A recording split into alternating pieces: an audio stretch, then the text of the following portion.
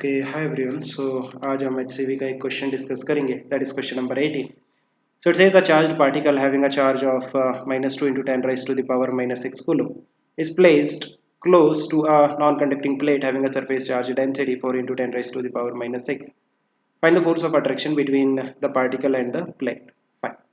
So what is given, हमारे पास एक नॉन कंडक्टिंग प्लेट है एंड इस प्लेट पे जो चार्ज डेंसिटी है सिग्मा, उसकी वैल्यू आपको दे रखी है, that is 4 into 10 raise to the power -6 coulomb per metre square.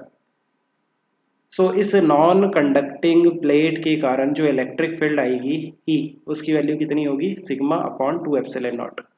Because ये जो प्लेट है ये नॉन कंडक्टिंग है, दैट्स वाई इलेक्ट्रिक फील्ड की वैल्यू होगी sigma upon 2 epsilon not.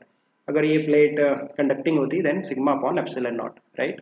Okay, now अगर आपके पास एक चार्ज है Q, जो चार्ज है उसकी वैल्यू आपको दे रखी है -2 into 10 raise to the power -6 coulomb. अब देखो जो चार्ज है वो नेगेटिव है, दैट्स वाई इस चार्ज पे जो फोर्स लगेगा वो opposite to the direction of electric field, means इस डायरेक्शन में फोर्स लगेगा F, right.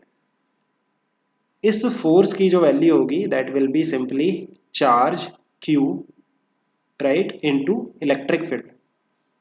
Now charge Q into electric field की जो वैल्यू है वो है sigma upon 2 epsilon naught. So sigma upon 2 epsilon naught, ये फोर्स लग रहा है इस चार्ज पे. बस यही आपको कैलकुलेट करना है. चार्ज की वैल्यू कितनी है, 2 into 10 raise to the power -6 into sigma की वैल्यू कितनी है, 4 into 10 raise to the power -6 divided by 2 into epsilon naught की वैल्यू है 8.8 into 10 raise to the power -12. तो आप देखो 10 raise to the power -6, 10 raise to the power -6, 10 raise to the power -12 हो गया और ये इससे कैंसिल हो गया. ये जो 2 है ये इससे कैंसिल हो गया.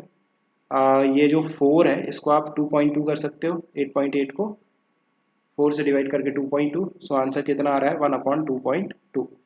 ये अप्रॉक्सीमेटली होता है 0.45 Newton, right. So this is the answer. I hope you have understood. Keep working hard. Best of luck.